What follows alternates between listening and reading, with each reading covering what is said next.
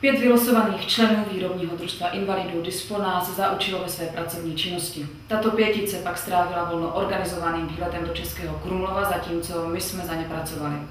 Večer jsme se všichni setkali a v diskuzi si vyměnili zážitky.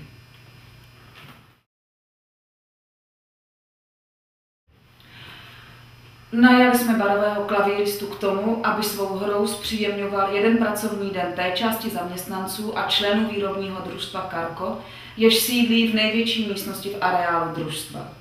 Klavírista hrál s drobnými přestávkami od počátku směny do té doby, než odešel poslední pracovník, tedy 6 3/4 hodiny.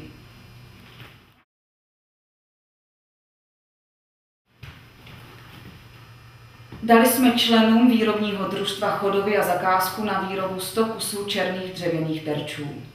Každý terč měl průměr shodný s délkou předloktí pracovníka, který jej vyrobil.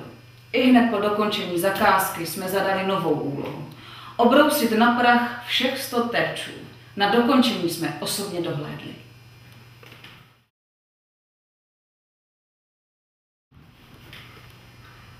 Členovi družstva Druopta s nejdelším příjmením jsme předali 5000 bankovku s tím, že jeho úkolem je nosit tuto bankovku celý den v kapse a druhý den ji předat dalšímu členovi, který ji předá další den opět někomu, kdo ji doposud nenosil.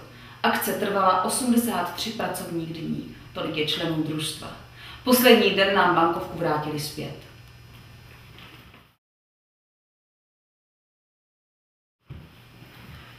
– 22. června 2009 se členové a zaměstnanci všech výrobních družstev zaštiťovaných SČMVD 5krát za směnu otočili směrem k centrále EU a 5 minut se snažili vyprázdnit vlastní mysl.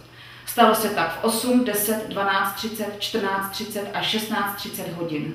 My jsme akci koordinovali, jednotlivým družstvům určili časy a azimuty směru otáčení a akce jsme se také každý jednotlivě zúčastnili.